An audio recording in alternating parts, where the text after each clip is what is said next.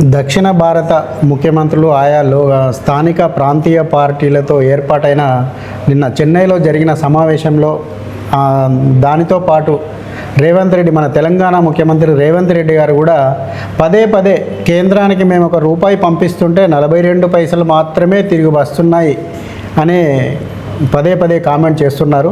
అసలు నిజంగానే ₹42 మాత్రమే వస్తున్నాయా, లేకపోతే ఇంకా అసలు దాని వెనుక ఉన్న అసలు వాస్తవాలు ఏమిటి తెలుసుకోవడానికి మనము ఈరోజు బీజేపీ ప్రాంతీయ మన హైదరాబాద్లోని బీజేపీ ప్రాంత కార్యాలయానికి రావడం జరిగింది. తెలంగాణ బీజేపీ ప్రధాన కార్యదర్శి ప్రకాష్ రెడ్డి గారు ఇప్పుడు మనతోటి ఉన్నారు.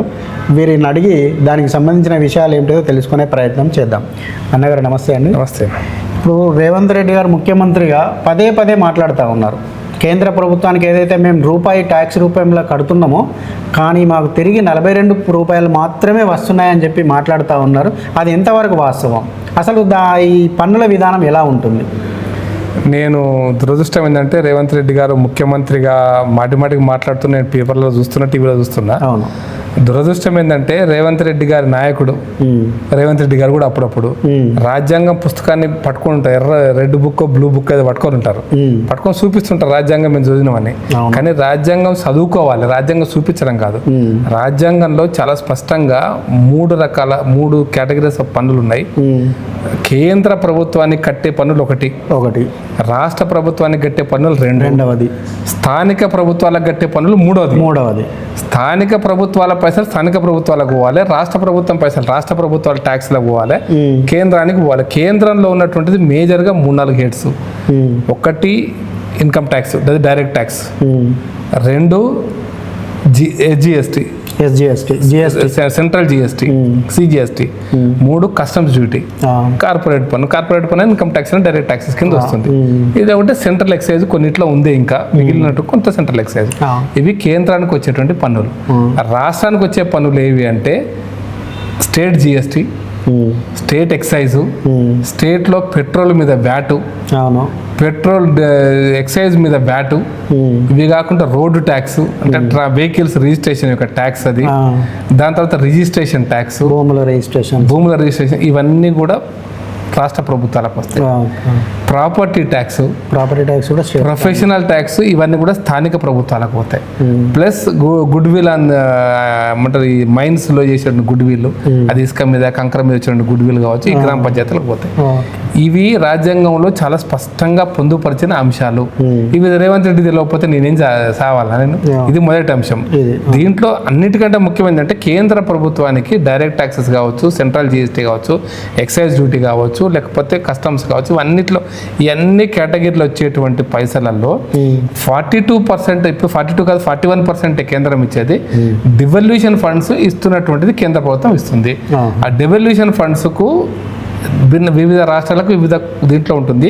వాళ్ళకి తెలవాలి ఏంటంటే మొత్తం దేశంలో కలెక్ట్ అయినటువంటి పన్నంతా ఒక దగ్గర వేసి దాన్ని ఆయా రాష్ట్రాల ప్రాతిపదికన డెవల్యూషన్ ఫండ్స్ 41% ముందు పక్కన పెట్టి మిగతా కేంద్రం వాడుకుంటుంది. ఈ 41%లో ఒక్కొక్క రాష్ట్రానికి ఒక్కొక్క లెక్క ఉంది. దాంట్లో 5 ప్రాతిపదికలు ఉన్నాయి. జనాభా అనుకోండి, ప్రాంతీయ అభివృద్ధి, మిగతా 5 కేటగరైజ్ చేస్తే కరెక్ట్. వాస్తవం ఏంటంటే తెలంగాణ లాంటి రాష్ట్రాల్లో కొంత తక్కువ వస్తున్నమాట వాస్తవం, దాంట్లో డౌట్ లేదు. అయితే ఈ 41% కొంత తక్కువ వస్తుందంటే అది డెవల్యూషన్ ఫండ్స్ మాత్రమే తక్కువ వస్తుందని గుర్తుపెట్టుకోవాలి. అంతే. అది కొన్ని హెడ్ కౌంట్స్ ఉంటాయి, జనాభా హెడ్ కౌంట్స్ కొంత పెరుగుతుంది. అది కూడా గ్రామ పంచాయతీలకు లేదా స్టేట్కి వచ్చేటువంటి డైరెక్ట్ ఫండ్స్కి. ఇది మాత్రమే ఫైనాన్స్ కమిషన్ ఆర్థిక సంఘం ఇచ్చేటువంటి డబ్బులలో మాత్రమే ఈ తేడా కనపడుతుంది. అది కొన్ని రాష్ట్రాలకు ఎక్కువ, కొన్ని రాష్ట్రాలు తక్కువ ఉంటుంది, అది కరెక్ట్. కానీ మిగతా అంశాలు ఏవైతే ఉన్నాయో కేంద్ర ప్రభుత్వ ప్రాయోజిత కార్యక్రమాలు ఎక్కడ తేడా ఉండదు. అది మెడికల్ అండ్ హెల్త్ సంబంధించినటువంటి 14 కార్యక్రమాలు ఉన్నాయి. అందులో ఫ్యామిలీ వెల్ఫేర్ ఉంది, ఫ్యామిలీ ప్లానింగ్ ఉంది, దాని తర్వాత ట్యూబర్క్యులోసిస్ కంట్రోల్ ప్రోగ్రామ్ ఉంది, మలేరియా కంట్రోల్ ఉంది, వ్యాక్సినేషన్ ఉంది, ఎయిడ్స్ ఉంది, ఇక చైల్డ్ వెల్ఫేర్ ఉంది. ఇట్లా 14-15 కార్యక్రమాలు కేంద్ర ప్రభుత్వం సెంట్రల్ గవర్నమెంట్ యొక్క హెల్త్ డిపార్ట్మెంట్ ₹2,000 కోట్ల దగ్గర స్టేట్కి వస్తాయి ప్రతి సంవత్సరం. ప్రతి మన 42% ఇవన్నీ నేను అనుకోసం 42% అయిపోయింది. అది only finance commission devolution funds 42%, 41% దాంట్లో దాంట్లో కొంత తక్కువ కొంత ఎక్కువ వస్తాయి. అంటే ఇది ప్రజలకు అర్థం కావాలి. అందుకోసం చెప్తున్నా అది అయిపోయింది కేటగిరీ 41% లెక్క అయిపోయింది. లెక్క కింద కూడా మనకి ఈ సంవత్సరము 29,000 కోట్లు అంటే సుమారుగా 30,000 కోట్ల రూపాయలు ఈ సంవత్సరం బడ్జెట్లో కేంద్ర ప్రభుత్వం నుంచి వచ్చినాయి లెక్క. ఇది ఈ లెక్క తెలియకపోతే మనం ఏం చేయలేము. మనకి రేవంత్ రెడ్డి గారు రెండో లెక్క ఏంటంటే ఈ 41% కానటువంటి బడ్జెట్లో కేంద్ర ప్రాయోజిత కార్యక్రమాలు విద్య వైద్యము గ్రామీణ ఉపాధి హామీ పథకము పంచాయతీరాజ్కి నిధులు అర్బన్ పట్టణాభివృద్ధి నిధులు మిగతా ప్రాయోజిత కార్యక్రమాలు కూడా కేంద్ర ప్రభుత్వం ఇచ్చే ప్రాయోజిత కార్యక్రమం అంటే సపోజ్ సర్వశిక్ష అభియాన్ కింద కేంద్రం కొన్ని నిధులు ఇస్తుంది, యూనివర్సిటీలకు కొన్ని నిధులు ఇస్తుంది, ఎడ్యుకేషన్ సంబంధించి యూనివర్సిటీ గ్రాంట్స్ కింద కొన్ని స్కూల్ బిల్డింగ్స్కి నిధులు ఇస్తుంది. మీకు దానికి సంబంధించి ఒకటే మాట సెస్ చేశారు రోజు మాట్లాడుతుంటారు. దురదృష్టం ఈ రాష్ట్రంలో రాజ్యాంగం తెలియనివాడు మాట్లాడితే మనం ఏం చేయలేము. ఎందుకంటే ముఖ్యమంత్రులు ప్రతిపక్ష నాయకుడు రాజ్యాంగం తెలియదు కానీ రాజ్యాంగం గురించి మాట్లాడతారు. ఉదాహరణకి సెస్సులు వేస్తున్నారు పెట్రోల్ మీద అంటారు, ఇన్కమ్ ట్యాక్స్ మీద కూడా. ఈ సెస్సులో 1% సెస్సు ఏ కేటగిరీ కిందంటే విద్య కోసం ఇస్తున్నటువంటి సెస్సు 1%. అవును. అవి ఎందుకు ఇస్తారు అంటే ఈ రాష్ట్రంలో ఉన్నటువంటి అన్ని పాఠశాలలలో పర్మనెంట్ బిల్డింగ్ కన్స్ట్రక్షన్స్ కోసం ఇస్తున్న సర్వశిక్ష అభియాన్ నిధులు. ఈ రాష్ట్రం నుంచి ఎన్ని గంటలు వస్తాయి పైసలు, ఆటోమేటిక్ వచ్చేస్తాయి పైసలు. నువ్వు ఎన్ని ప్రోగ్రామ్స్ ప్లాన్ చేస్తే అన్ని ప్రోగ్రామ్స్ పైసలు వస్తూనే ఉంటుంది. దానికి ఆగదు. అది 1% స్వచ్ఛ భారత్ నిధులు. స్వచ్ఛ భారత్ 1% అంటే స్వచ్ఛ భారత్ హైదరాబాద్ స్వచ్ఛ హైదరాబాద్ అని అప్పుడు కేసీఆర్ పెట్టుకుండు. కానీ ఏది పెట్టుకున్నా స్వచ్ఛ భారత్లో గ్రామాలలో మరుగుదొడ్లు కట్టడానికి కావచ్చు, స్కూళ్ళలో మరుగుదొడ్లు కట్టడానికి కావచ్చు, గ్రామాలలో క్లీన్ చేయడం కోసం కావచ్చు, పట్టణాలలో తడి డబ్బా పొడి డబ్బా అని పెట్టినటువంటి నిధులు కావచ్చు, ఇవన్నీ కూడా కేంద్రం ఇస్తున్న నిధులే. పూర్తిగా కేంద్రం ఇస్తున్న నిధులే ఇవన్నీ కూడా. ఈ సెస్సుల ద్వారా కలెక్ట్ చేసిన నిధుల నుంచి ఇస్తారు రాష్ట్రాలకి. అవి మీ కేంద్రం మీద ఆకాశంలోకి వెళ్ళి తీసుకొని కుబేరందరికి పంపించదు. ఇది కామన్ సెన్స్ విషయం. ప్రజలకు అర్థం కాకుండా చేసేటువంటి ప్రయత్నం ఇది. ఈ ప్రభుత్వాలు స్థానిక ప్రభుత్వాలు చేసేటువంటి కుట్ర. ఉదాహరణకి గ్రామీణ ఉపాధి హామీ పథకం నిధులు ఉన్నాయి. సెంట్రల్ గవర్నమెంట్ 90% సెంట్రల్ గవర్నమెంట్ ఇస్తుంది, 10% స్టేట్ గవర్నమెంట్ ఇస్తుంది. దాంట్లో ఒకప్పుడు కాంగ్రెస్ ప్రభుత్వం ఉన్నప్పుడు ఇప్పుడు డిమాండ్ పెడుతున్నారు వ్యవసాయానికి అనుసంధానం చేయండి అని. కాంగ్రెస్ ప్రభుత్వం ఉన్నప్పుడు ఓన్లీ మెన్ కాంపోనెంట్ అంటే మనుషుల పనికి ఇచ్చేది. మోడీ గారు వచ్చిన తర్వాత వాటిని వాల్యూ అడిషన్ ఎక్కడొక్కడ సంపద సృష్టించబడాలని వాటిలోంచి ఏం చేశారంటే 40% మెటీరియల్కి వచ్చి 60% మెన్ కాంపోనెంట్ శ్రమకి ఇచ్చి ఈ 40% నుంచి 60% కలుపుకుంటే వచ్చే నిధులతోటే రైతు వేదికలు కట్టిండ్రు, శ్మశాన వాటికలు కట్టిండ్రు, ఊర్లలో రోడ్లు వేస్తున్నారు, డ్రైనేజ్ సిస్టమ్ డెవలప్ చేస్తారు. ఆ నిధులతో ఇవన్నీ జరుగుతున్నాయి. దాదాపు ప్రతి గ్రామానికి 25 లక్షలు ఇవన్నీ అవే నిధులతో వస్తున్నటువంటి పైసలు. ఇవి గ్రామీణ ఉపాధి హామీ పథకం నిధులతో వస్తున్నటువంటి కార్యక్రమాలు ఇవన్నీ కూడా. ఇవి అర్థం చేసుకోవాలి. వీటితో పాటు చాలా ఉన్నాయి. ఇంకా నీకు అంగన్వాడీ సంక్షేమ ప్రోగ్రామ్ ఉంది. అంగన్వాడీ సంక్షేమ ప్రోగ్రామ్కి మొత్తం కేంద్రమే 60-40 నిధులు ఇస్తుంది. కొన్ని అయితే 80-20 ఉంటాయి, కొన్ని 60-40 ఉంటాయి. అట్లా డిఫరెంట్ 60% రాష్ట్రం భరించాలి, కేంద్రం భరించాలి, 40% రాష్ట్రాలు భరించాలి. ఉదాహరణకు ఆయుష్మాన్ భారత్ మెడికల్ హెల్త్లో 60% కేంద్రం భరించాలా, 40% రాష్ట్రాలు భరిస్తాయి. ఉదాహరణకి మలేరియా ఎడ్యుకేషన్ పక్కన హైదరాబాద్లో ఫాగింగ్ చేస్తారు, మలేరియా వచ్చి కడుతుంటారు లార్వా ఆపరేషన్ కింద. ఇవన్నీ కూడా కేంద్ర ప్రభుత్వ నిధులతో నడుస్తున్నాయి.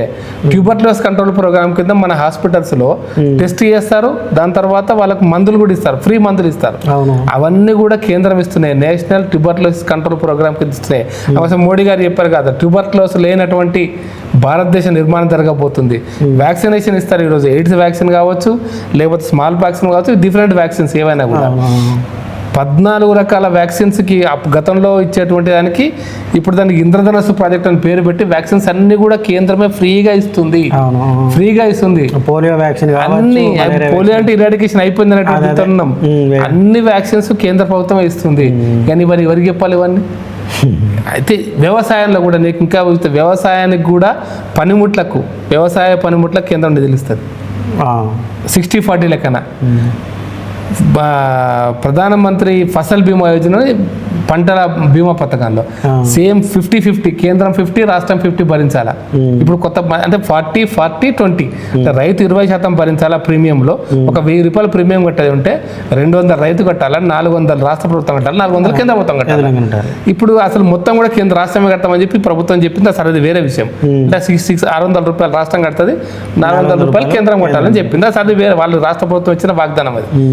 ఇటువంటి అన్ని కూడా ఇచ్చేటువంటివి నేను చెప్పిన 41% కంటే అదనం. ఇవి ఈ 41%లో లేనివి కేంద్ర రాష్ట్ర ప్రభుత్వాలు కలిపి చేసేటువంటి కార్యక్రమాలు. అంటే ఉభయ లిస్టులో ఉంటాయి కదా, రాజ్యాంగంలో కంకరెన్స్ లిస్ట్ అన్నాం కదా, కేంద్రము రాష్ట్రాలు కలిపి ఎడ్యుకేషన్ ఇక్కడ ఉంది అక్కడ ఉంది, హెల్త్ ఇక్కడ ఉంది అక్కడ ఉంది, ప్రాణిక సంస్థలు ఇక్కడ ఉంది అక్కడ ఉంది, రూరల్ డెవలప్మెంట్ ఇక్కడ ఉంది అక్కడ ఉంది, అర్బన్ డెవలప్మెంట్ ఇక్కడ ఉంది అక్కడ ఉంటే, రాష్ట్రంలో డిపార్ట్మెంట్స్ కేంద్ర డిపార్ట్మెంట్స్ కలిపినటువంటి వాటిల్లో వచ్చేటువంటి నిధులు సుమారుగా ఈ రాష్ట్రానికి 25,000 కోట్లు వస్తున్నాయి. లెక్క అయిపోయిందా? రెండోది. మూడో లెక్క రైల్వేస్. అవును, సెంట్రల్ గవర్నమెంట్. హైవేస్ అంటే ఇలా హైవేస్లో కూడా 2 రకాలు ఉంటాయి, state highway, national highway. State హైవేస్లో ఒక రకం, స్టేట్ హైవే స్టేట్ కట్టుకుంటుంది. నేషనల్ హైవే సంబంధించిన మొత్తం నిధులు కేంద్రమే ఇస్తుంది 100%. దానికి రాష్ట్ర ప్రభుత్వానికి సంబంధమే లేదు, భూసేకరణతో సహా. రాష్ట్ర రైల్వేస్కి కేంద్రమే ఇస్తుంది నిధులని కూడా, భూసేకరణతో సహా. వీళ్ళకేం సంబంధం లేదు. ప్రధానమంత్రి సడక్ యోజన కింద వచ్చేటువంటి కార్యక్రమాలు పంచాయతీరాజ్ కింద, ఎక్కడైతే గ్రామాన్ని ఏ పట్టణానికి కనెక్ట్ కానటువంటి ఊర్లకు ప్రత్యేకమైన రోడ్లు వేయడానికి, అది ఇప్పుడు ఏ గ్రామానికి మీద కనబడుతుంది. ప్రధానమంత్రి సడక్ యోజన. ప్రధానమంత్రి సడక్ యోజనలో మళ్ళీ 80-20 అందులో కేంద్ర ప్రభుత్వం 60%, రాష్ట్ర ప్రభుత్వం 80-20% పెట్టుకొని ప్రధానమంత్రి సడక్ యోజన ఇస్తుంది. 80% కేంద్ర ప్రభుత్వం ఇస్తుంది, 20% వీళ్ళు. ప్రతిపాదనలన్నీ కూడా రాష్ట్ర ప్రభుత్వమే పంపించాలి. మళ్ళీ ఇక్కడ దాని ఆర్గనైజింగ్ వ్యవసాయంలోకి సంబంధించి, గ్రామీణ పంచాయతీరాజ్ నుంచి, ఇవన్నిటికి సంబంధించి అమలు చేసేటువంటి బాధ్యత రాష్ట్ర ప్రభుత్వానిదే. అమలు చేసేది మీకు అర్థం చేసుకోండి. పంచాయతీరాజ్ డిపార్ట్మెంట్లో కేంద్ర ప్రభుత్వ ఉద్యోగి ఒకడు ఉంటాడు ఇక్కడ. అవును.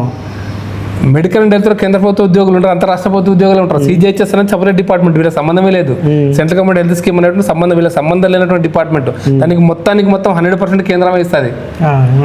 మొత్తం ఆయన ఉద్యోగం మాత్రం ఉండడు, నిధులు కేంద్రాన్ని. సిజిహెచ్ఎస్ కు మాత్రం ఉద్యోగాలు ఉంటారు ఇక్కడ. బట్ ఇక్కడ మెడికల్ అండ్ హెల్త్ కు కేంద్రం సంవత్సరానికి 2,000 కోట్ల రూపాయలు నిధులు ఇచ్చిన కేంద్ర ఉద్యోగం రాష్ట్ర ప్రభుత్వం ద్వారానే అమలు చేయాలి. విద్యకు సంబంధించినటువంటి విషయం కూడా రాష్ట్ర ప్రభుత్వం ద్వారానే అమలు చేయాలి. కేంద్ర ప్రభుత్వం ప్రతినిధి ఎవరు ఇక్కడ ఉండరు అమలు చేయడానికి. వ్యవసాయం కూడా మీరు వ్యవసాయం కింద ఏ నిధులు ఇచ్చినా రాష్ట్ర వ్యవసాయ శాఖ ద్వారా అమలు చేయాల్సిందే. రాష్ట్ర వ్యవసాయ దగ్గర అమలు చేస్తున్నారు కాబట్టి ఇవన్నీ రాష్ట్ర ప్రభుత్వ నిధులు అంటే తప్పు. కానీ ప్రజలకు ఏం కనబడుతుందంటే ఇక్కడ రాష్ట్ర ప్రభుత్వం అనేది కనపడుతుంది. పనిముట్లకు ఇప్పుడు సపోర్ట్ ట్రాక్టర్ కు సబ్సిడీ ఇస్తుంది, కేంద్ర ప్రభుత్వం ఇచ్చే నిధుల్లోంచి ఇస్తుంది. రాష్ట్ర ప్రభుత్వం కొంత భరిస్తుంది, కేంద్రం కొంత భరిస్తుంది.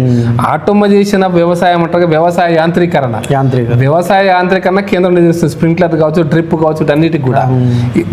ఇటువంటి ప్రాయోజిత కార్యక్రమాలు, కేంద్ర రాష్ట్ర ప్రభుత్వ ప్రాయోజిత కార్యక్రమాలు పూర్తిగా 2 రాష్ట్రం కేంద్రం కల్పించేటువంటి 2వ కేటగిరీ.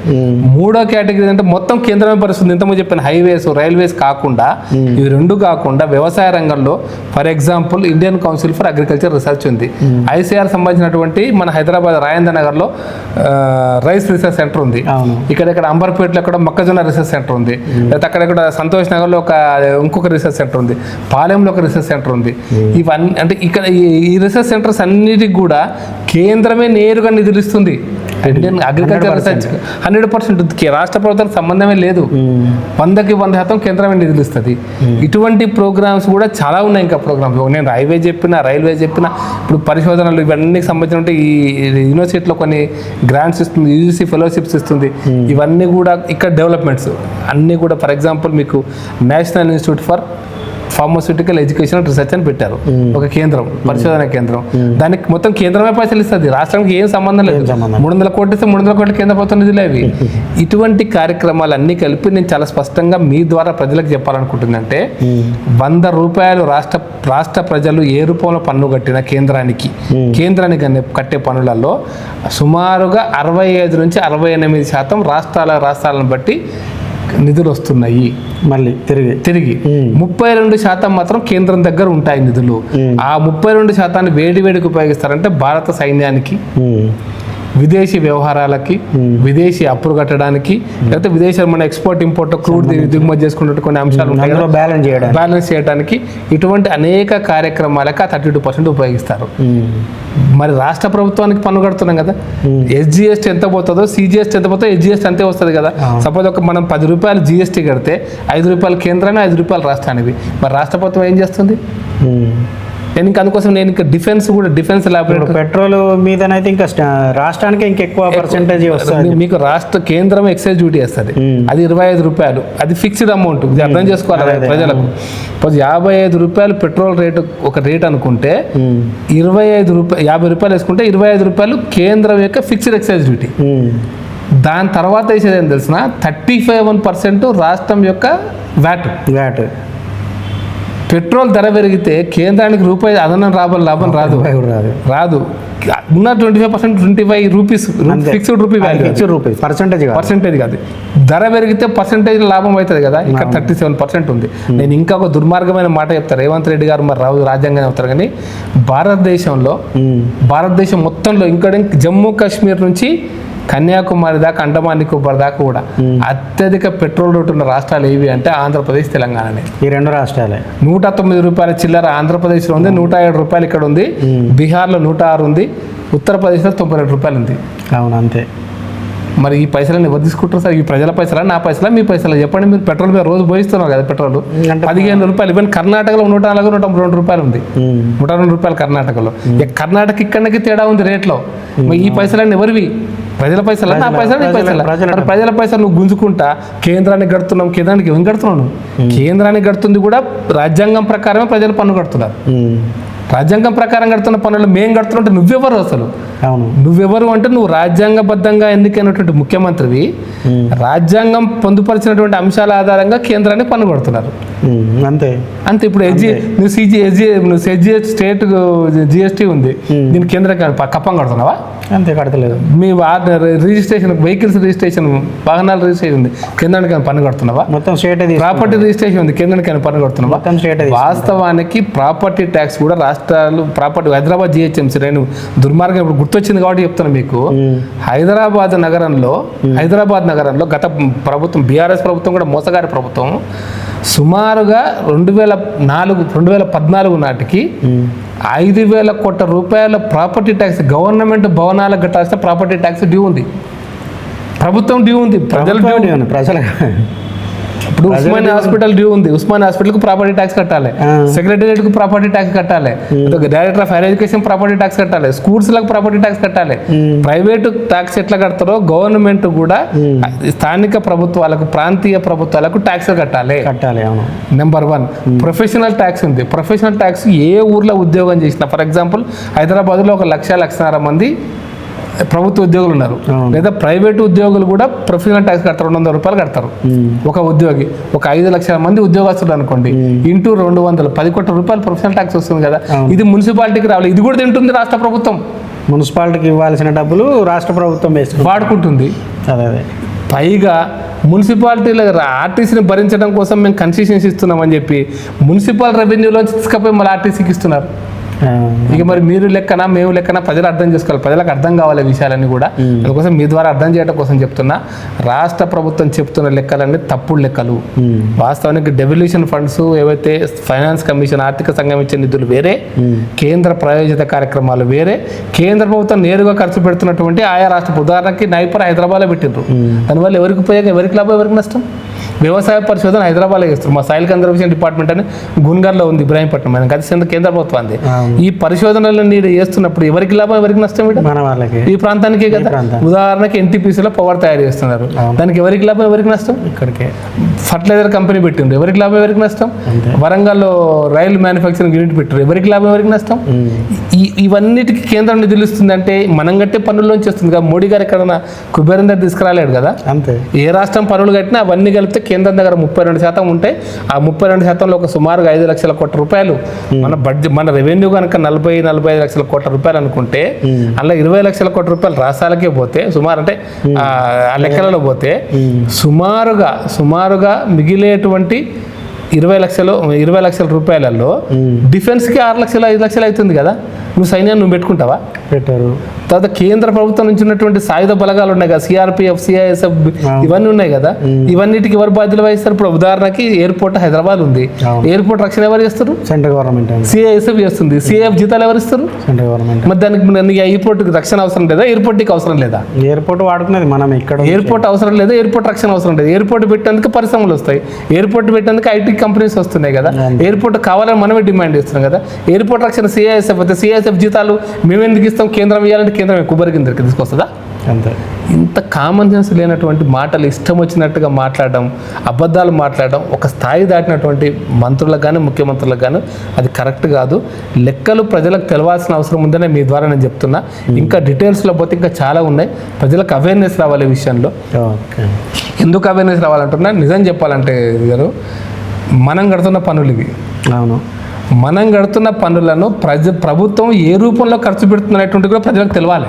దాన్నే బడ్జెట్ అప్రూవల్ అంటారు. అంటే ఇట్లా మిస్గైడ్ చేస్తున్నది జనాలకు తెలవాలి కదా. అందుకోసమే శాసనసభలో దీని మీద చర్చ జరగాలి. అది బడ్జెట్ను శాసనసభ అప్రూవ్ చేయాలి. ఎందుకంటే శాసనసభలో ఉన్న వాళ్ళ ఎమ్మెల్యేలందరూ కూడా మన ఎన్నుకోబడ్డ ప్రతినిధులు, మన అందరితో రోజు చర్చించలేరు కాబట్టి మన ప్రతినిధులు చర్చించాలని అర్థవంతమైన చర్చ జరగాలి అసెంబ్లీలో కానీ పార్లమెంట్లో కానీ. అర్థవంతమైన చర్చ ద్వారా మనం కడుతున్నటువంటి పన్ను రూపంలో కడుతున్న సొమ్ము ఏ రూపంలో మళ్ళీ ప్రజలకు ఖర్చు అవుతుంది అనేటువంటిది మీ ద్వారా కానీ పత్రికల ద్వారా కానీ ప్రజలకు తెలవాలి, తెలుస్తుంది. కాకపోతే మన దురదృష్టం అంటే అర్థవంతమైన చర్చ అసెంబ్లీలో జరుగుతలేదు. ఈ చర్చ ఎక్కడ జరుగుతుంది? చర్చ దాని ద్వారా ప్రజలకు ఎట్లా అవగాహన వస్తున్నటువంటిది ప్రశ్న. కాబట్టి మంత్రులుగా, ముఖ్యమంత్రిగా, జాతీయ నాయకులుగా రాజ్యాంగంలో పొందుపరిచిన అంశాలను తూచా తప్పకుండా అమలు చేస్తుందా లేదా, దీనికి సంబంధించిన అంశాలు ఏ విధంగా ఉన్నాయనేటువంటిది శాసనసభలు పార్లమెంట్ ద్వారా చర్చలలో మనకు బయటికి రావాలి. దురదృష్టం అంటే పార్లమెంట్లో కానీ అసెంబ్లీలో కానీ చర్చలో ఏదో తూతు మంత్రంగా సాగుతున్నాయి కాబట్టి ప్రజలకు అవగాహన తగ్గుతుంది 70 ఏళ్లలో. బట్ నేను అంటుంది ఏంటంటే, మనం కడుతున్న సొమ్ము ఎక్కడి నుంచి వస్తుంది, ఎట్లొస్తుందో కూడా అలా రూపాయి రాకని రాస్తారట, రూపాయి పోకని రాస్తారు. పోక ఎట్లా కడుతుంది, ఎట్లా పోతుంది రూపాయి పైసలు, ఎవరికి ఖర్చు పెడుతుంది, దేనికి ఖర్చు పెడుతున్నారు, దేనికి సంబంధించిన లెక్కలు ప్రజలకు కూడా తెలవాలి, ప్రజలకు కూడా అవగాహన కలగాలి. ఆ దృష్టితోనే మీకు ఈ విషయంలో కొంత అవగాహన ఇచ్చిన. ఇంకా మనం కరెక్ట్గా మాట్లాడితే ప్రతి డీటెయిల్ డిపార్ట్మెంట్ మనం చర్చించుకోవచ్చు. ఈవెన్ ఎడ్యుకేషన్లో కూడా స్కూల్స్ ఎన్ని ఉన్నాయి, హాస్పిటల్స్ ఎన్ని ఉన్నాయి, మిడ్ డే మీల్స్కి ఎంత పెడుతున్నాం, డెవలప్మెంట్కి ఎంత పెడుతున్నాం, ఇవన్నీ కూడా లెక్కలు చాలా ఉన్నాయి. దురదృష్టం అంటే ప్రభుత్వం, ఈ తెలంగాణ ప్రభుత్వం కూడా 3 లక్షల కోట్ల బడ్జెట్ పెట్టింది, కానీ అభివృద్ధికి కేటాయించింది 11,000 కోట్లు, 30,000 కోట్లు, 33,000 కోట్లు. అదే కేంద్రం 40 లక్షల బడ్జెట్, 50 లక్షల బడ్జెట్లో 40 లక్షలు ఈ రెగ్యులర్ ఇంట్రెస్ట్ పోను ఉంటే, రెగ్యులర్ బడ్జెట్ 40 లక్షలు ఉంటే సుమారుగా 11 లక్షల కోట్లు, 12 లక్షల కోట్లు సుమారుగా, అంటే 30% దాకా, 30% దాకా అభివృద్ధి కోసం కేటాయించింది.